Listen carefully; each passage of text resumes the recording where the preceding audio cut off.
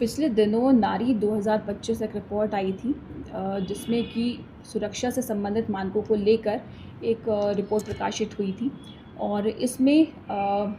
जो इंटरप्रिटेशन किया गया था वो इस प्रकार से था कि देहरादून 31 शहरों में से 10 सबसे असुरक्षित महिला सुरक्षा के संबंध में शहरों में से है। इस चीज़ को लेकर ये जांच प्रचलित थी और आज इसमें जो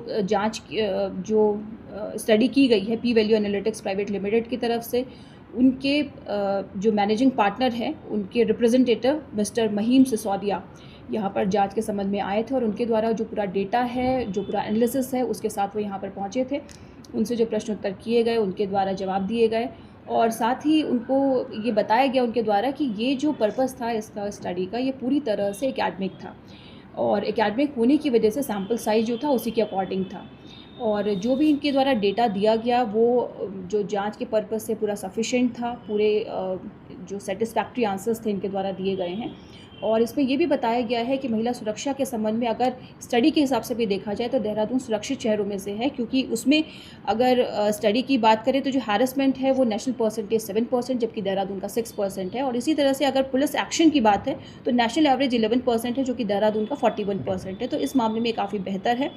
और जो ये इसका इंटरप्रिटेशन जिस तरह से किया जा रहा था और जो चीज़ें निकल के आ रही थी, इस वजह से ये गलतफहमी को दूर करने के लिए हमारे द्वारा जो सुझाव कंपनी को दिए गए हैं कि फ्यूचर में जो भी स्टडी की जाए उसमें इन सुझावों का ध्यान रखा जाए कि जो भी सैम्पल साइज़ है उसको थोड़ा सा बढ़ाएं और उसका पूरी तरह से एनालिसिस करने के बाद, हर प्रॉस्पेक्ट को देखने के बाद फिर उसका एनालिसिस करें।